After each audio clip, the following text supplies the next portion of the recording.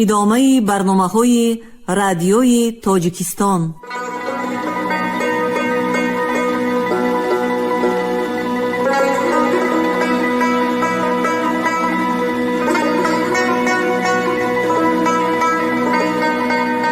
السلام علیکم شنونده های گرامی، با توجه شما گفتاری ادبی از سلسله خوانش بدیعی اثر نویسنده بزرگ تاجیک صدرالدین عینی، یادداشت‌ها در قرائت عبدالرشید خوجامقلوف.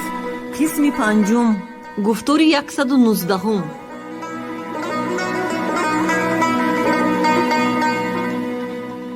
تاریخ انقلاب فکری در بخارا.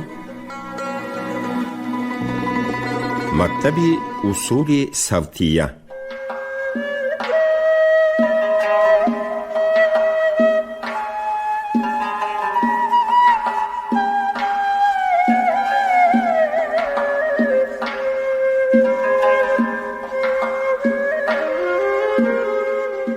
معلوم است که تا سنه 1883 میلادی مکتب اصول صوتیه و اصول جدیده در بین مسلمانان مملکت روسیه نبود.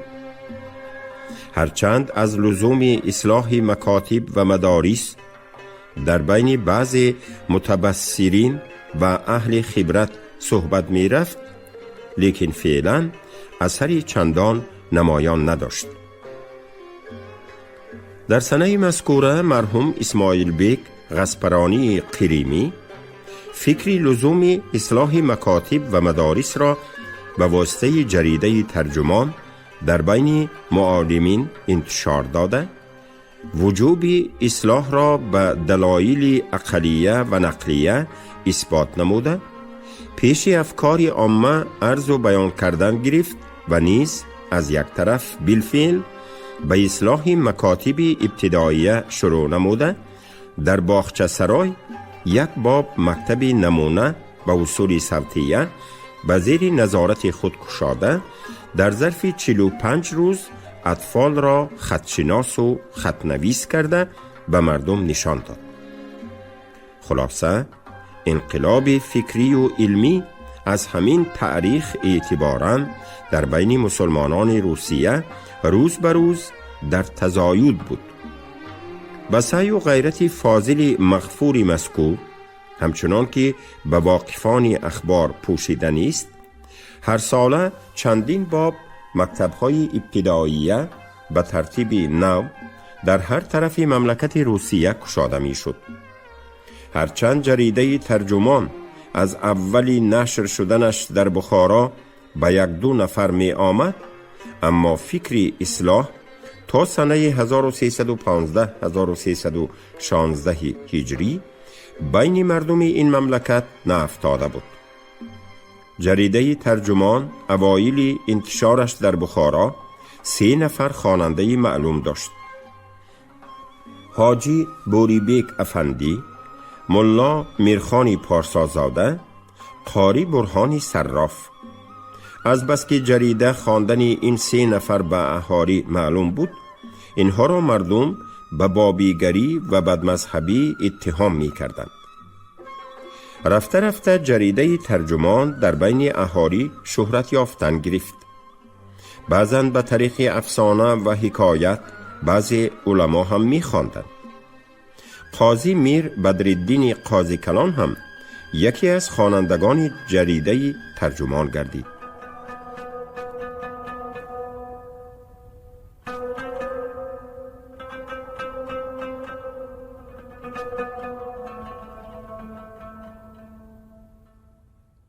در این میان به واسطه سیاحان و پوشته بعضی جریده های استانبول، مصر و هندوستان نیز می آمد. حبل المتین منتشره در هندوستان و پرورش منتشره در مصر به بخارا خیلی شیوع پیدا کرد. در سنه 1312 1313 هجری دامالله حاجی اکرام و دامالله عوض محمد خوجندی به زیارت حرمین شریفین مشرف شده آمدند. بنابر عبرتی که از این سیاحت و عالم اسلام گرفتند، ایشان در بازگشت سفری حجاز لزوم اصلاح مدارس را در بین علما تلقین می کردند، اما روی قبول نمی دیدند. بعد از این جناب الشیخ سید علی از ظاهر ابوطری المدنی و بخارا تشریف آورده و مهمانی میر بدرالدین قاضی کلان در گذر صوفیان به حولی سعدالله خواجه چند ماه استقامت کردند.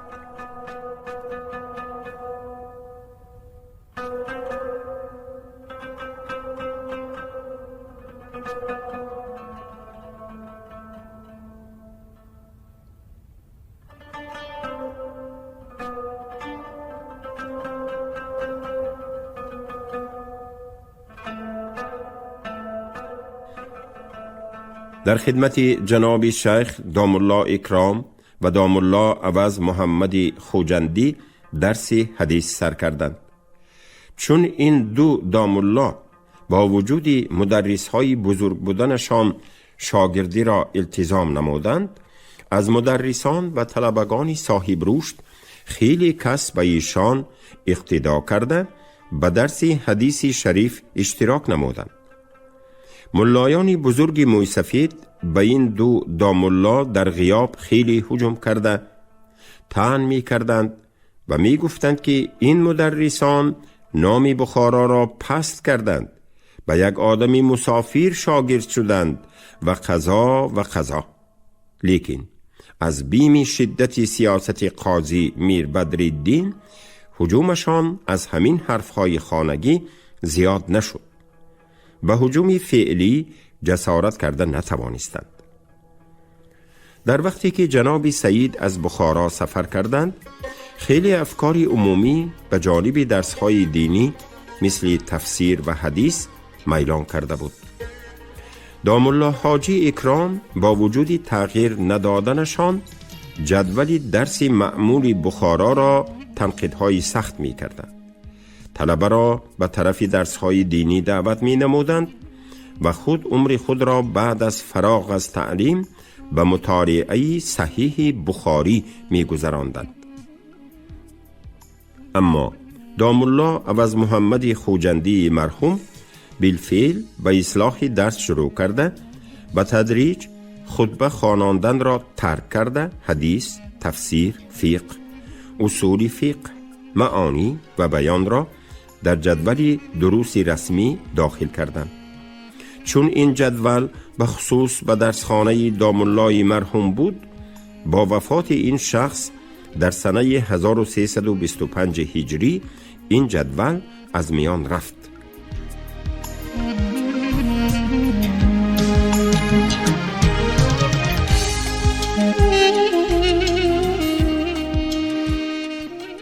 ملا جوربای نام از تومن پیرمست بخارا یک مردی تاجر بود که برای تجارت اکثر به ارنبورگ، قزلی و سایر ولایات روسیه سفر می کرد. ممیله در وقت مسافرت خود به مجالس امتحان مکاتب اصول صوتیه حاضر شده به محسنات طریق مذکور وقوف پیدا کرده بود. در این اثنا سکته در کار تجارتی ممیله واقع شده چند گاهی از خرید و فروش بیرون شد.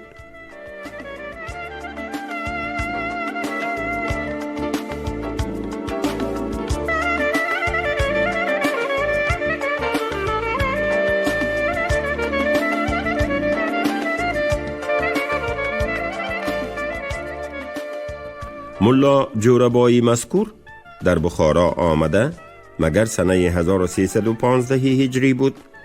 با اذن و رخصت قاضی میر بدرالدین قاضی کلان در گذری پست‌اندوزان بخارا یک باب مکتب ابتداییه به اصول صوتیه خصوصی کشاده در بین اهالی اعلان کرده متعهد شد که به واسطه تعلیم او شاگرد در 2 ماه خطشناس و خطنویس می شود.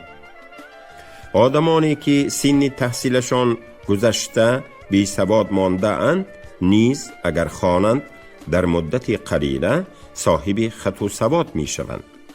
لیکن این گونه اعلانات و تعهدات در نزد ما بخاریان که از عالم خبری نداشتیم دروغ و لافی بی اصل می نمود.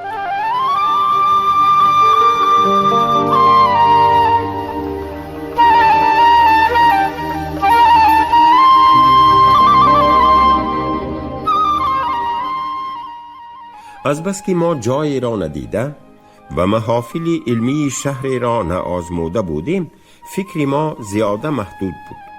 همین چاه‌های سیاه خود را مکتب، همین چوب و فلاق خودمان را اسباب خط و سواد براری می انگاشتیم و اعتقاد داشتیم که هر فرزند مسلمان که به سن 4 ساله و 4 ماهگی که رسید باید به مکتب، یعنی به زندان مذکور برود تا مساعده عمر و حوصله اولیایش 5 سال 10 سال دوامت کند. اگر نصیبش باشد صاحب خط و سواد می شود، وگرنه بار کلمات ایمان، نیت نماز و 1-2 سوره از قرآن مجید را از بر می کند. بعد از آن به کاری مشغول می گردد یا الی ما شاء الله صافدلانه امرار حیات می نماید. بس سلام.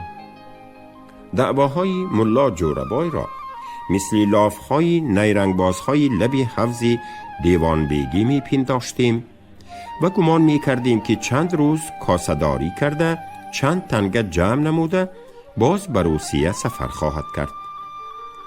والحاصل ملا جوربای بیچاره چند ماهی به تعلیم دوامت کرد، اما نتیجه معتدون بهای حاصل نشد. به دلالت حاجی بوریبای افندی، ملا میرخان و قاری برهانی صراف، چند نفر طلبه امروز به مکتب حاضر می شدند، فردا به اغوای مثل ما محدود نظران می گریختند. قاضی میر بدرالدین که به واسطه جریده ترجمان فی الجمله به محسنات اصول صوتیه وقوف پیدا کرده بود، برادرزاده خود محمد امین جان مخدوم را به ملا جوربای شاگرد کرد. از شاگردان ملا جوربای آنی که بنده یاد دارم همین محمد امین جان مخدوم است. از دیگرانش خبر ندارم. بعد از آن که ملا جوربای امتحانی مختصری داده ترک تعلیم گفته از بخارا رفت، باز سخن اصلاح مکاتب بالمره از بین عموم بیرون شد.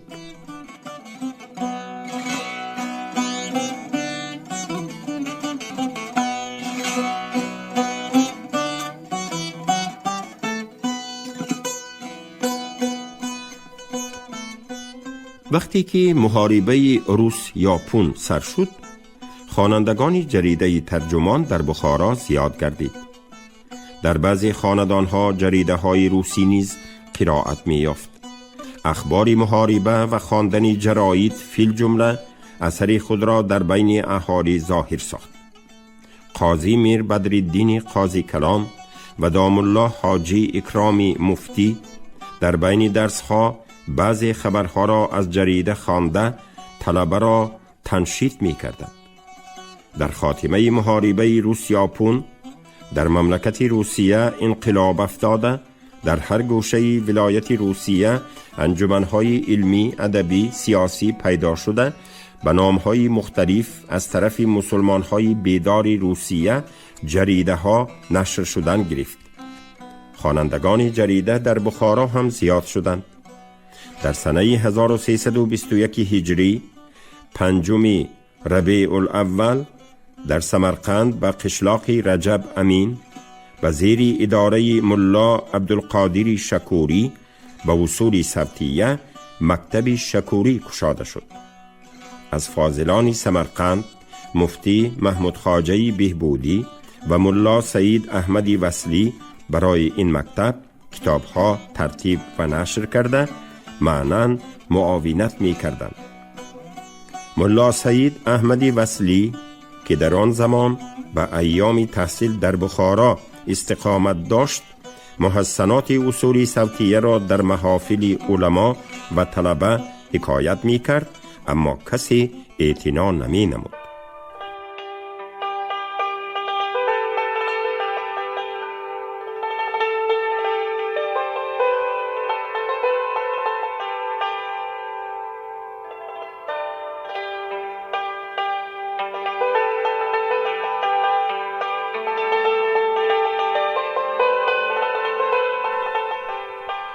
در سنه 1325 هجری در بخارا در خانه نظام الدین ثابتی تاتار به اذن قاضی میر بدرالدین قاضی کلان به زیر اداره معلم عبدالرحمن سعیدی تاتار مکتب اصول صوتیه به زبان تاتاری گشاده شد.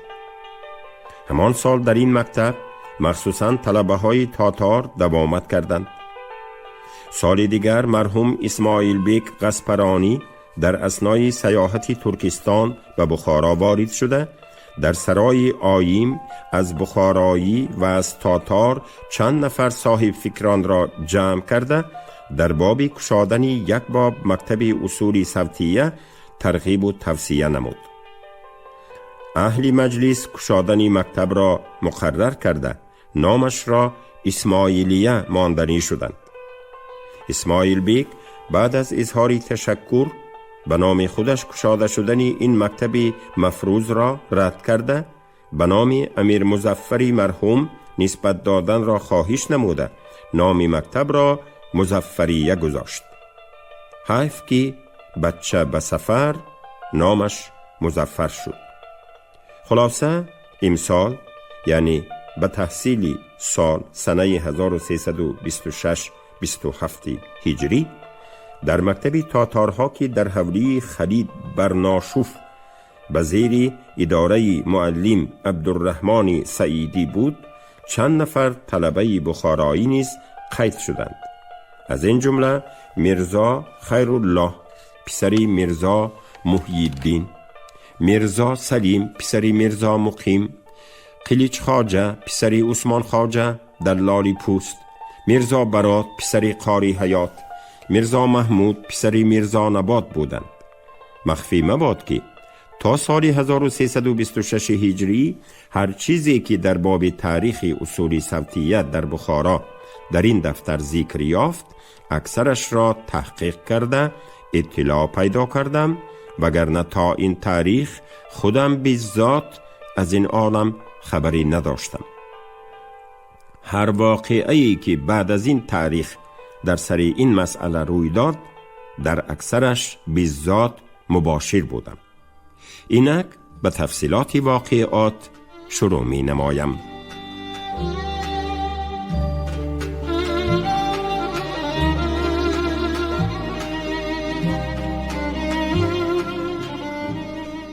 فقیر هرچند تا این دم از مطبوعات و ادبیات حاضره بیخبر بودم، لیکن یک آرزوی اصلاح مکاتب و مدارس در خاطرم ناخونی میزد و از بدعات معهود بین خودها خیلی نفرت داشتم. این آرزو و نفرت به من به واسطه مطالعه کردنم نوادر الوقایع نام کتاب احمد مخدوم مهندس دانشی بخارایی و از خواندن کتاب سیاحتنامه ابراهیم بیک پیدا شده بود. در ایام تابستان سنه 1326 از شریک درسان فقیر قاری عبدالواحد کاتب و میرزا عبدالواحد منظم در سمرقند برای طبع کردن قرآن کریم به مطبعه دیمورف استقامت داشتند. به همین مناسبت فقیر را نیز هوای سیری سمرقند در سر افتاده همراه حامد خواجه مهری که این نیز از شریک درسان ما بود از بخارا در سمرقند آمده به منزل شریکان خود در مطبعه قوش گرفتیم. هر روزه به نوبت مزارات این شهر مینوبهر را زیارت کرده از دیدن امارات عالیه قدیمه لذت می گرفتیم. از فصل عصر تا وقت خواب به سیرانگاه های شهر نو جولان کرده از آب و هوای این جای روح افزای بهره‌ور می گردیدیم. یک روز یکشنبه ما 4 نفر رفقای بخارایی از شهر کهنه پیاده به شهر نو می آمدیم. گذاری ما از سری مزار امیر تیمور کورگانی غفران مکان افتاد. هرچند این مزار را ما از این پیش زیارت کرده بودیم، لیکن به هر بار دیدن زیارت ناکرده گذشتن از این جا را یک حسی درونی تجویز نمی کرد. به مناسبت زیارت به عمارت مزار داخل شده با ملا ابراهیم سید کمالزاده سمرقندی ملاقی شدیم. از بس که به ممایله سابقه شناسایی داشتیم، ما را به همین شب به خانه خود به مهمانی تکلیف کرد. به مناسبت روز یکشنبه بودن، رفقا هم به مطبعه کاری نداشتند. التماس ملا ابراهیم را قبول کرده به رفاقت خودش در گذری سوزنگران به خانه اش رفتیم. شب بعد از صرف آب و طعام، ملا ابراهیم شمس الدین نام پسرش و تاج الدین نام جیانش را به ما تقدیم کرده گفت که اینها در مکتب اصول جدیده می خوانند. اگر خواسته باشید به حضور شما از سبقهاشان قدری خوانده امتحان می دهند. ما مع ممنونیت قبول کردیم. اینها اول یک دو آیت از قرآن مجید موافق قاعده تلاوت کرده، از قواعد تجوید با سؤال و جواب با یکدیگر مذاکره کردند. بعد از آن از اعتقادات و عملیات اسلامی بیان فرموده، از کار نماز و کلمات ایمان را راست و درست خوانده معنیهایش را گفتند. بعد از آن خط نوشته، املا و حسن خطهاشان را نشان دادند. از حساب چیزی را جمع، طرح، ضرب و تقسیم عمل کرده، از جغرافیا هم قدری معلومات دادند.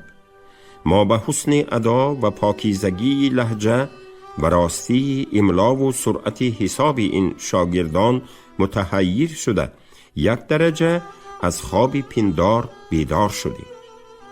ما منتهیان مدرسه برابر این شاگردان نه قواعد تجوید را می دانستیم، نه عملی حساب را. بعد از ختم کتب چندگاه قرآن گذرانده و حساب مشق کرده، هنوز مخرج حرفی را از حرف تفریق کرده نمی توانستیم و سری 1/10 را واقف نشده به نظریات حساب سرگردان بودیم. عملیات حساب را به امثال این شاگردان خردسال نوآموز محال می پنداشتیم.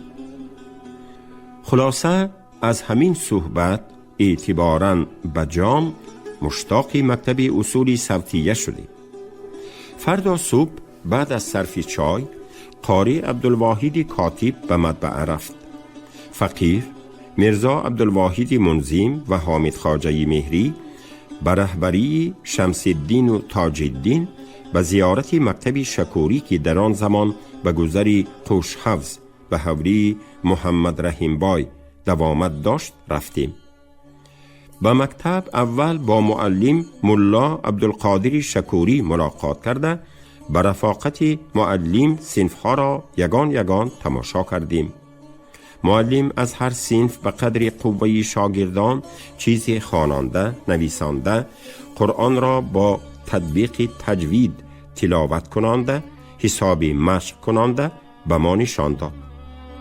راستی از جسارت به جواب و خطنویسی اطفال خردسال مبهوت شدیم. به روش مکتب همین قدر علم پیدا کردیم که خواندن و نوشتن را به شاگردان برابر تعلیم می کردند. اما به این درجه به خوبی آموختن اطفال خردسال را از قبیل اعجاز خارق العاده گمان کردیم. خلاصه قدری 1 ساعت مکتب را سیاحت کرده و منزل خود در مطبعه آمدیم. اما همه هوش و حواس ما در آن مکتب بند بود. بعد از 2 روز فقیر به رفاقت حامد خواجه به بخارا مراجعت کردیم. به مناسبت حلول ماه شریفی رمضان، مرزا عبدالواحد منظم نیز کاری مطبعه را فیصل داده به بخارا رسید. در بخارا به ماه رمضان به لب حوض دیوان بیگی هر روز قبیل عصر با رفقای خود مرزا عبدالواحد، حامد خواجه و سایر شریک درسان چنان که عادت است صحبت کرده نشسته، بعد از ادای نماز عصر به منزل خودها متفرق می شدیم. اگرچه این مجلس عادتی چند ساله ما بود، لیکن امسال رنگی صحبت دیگرگون بود. در سالهای پیش تمامی صحبت ما در لب حوض دیوان بیگی شکوه، افسانه و امثالش بود. امسال سر تا پای صحبت ما از ذکر محاسن اصول صوتیه و چگونه جاری کردن این اصول در بخارا بود. هر روز بدین منوال قیل و قال کرده آخر قرار دادیم که بعد از رمضان مبارک میرزا عبدالواحد در خانه خود مکتب اصول صوتیه شاید.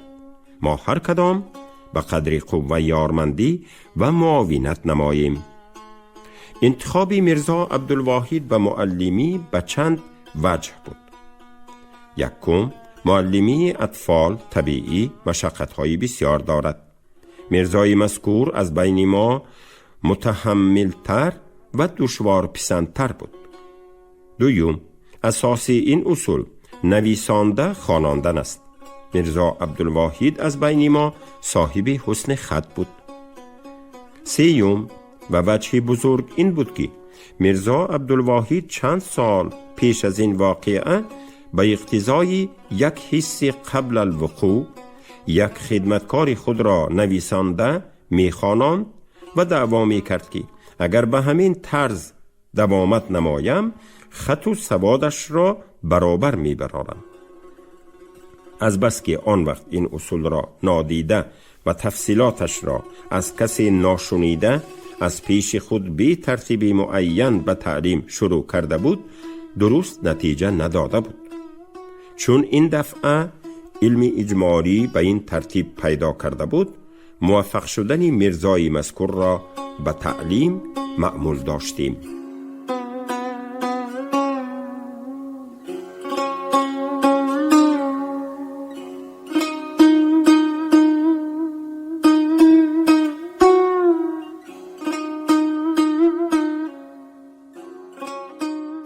شما گفتار 119 را از روی اثر نویسنده بزرگ تاجیک صدرالدین عینی یادداشت‌ها شنیدید.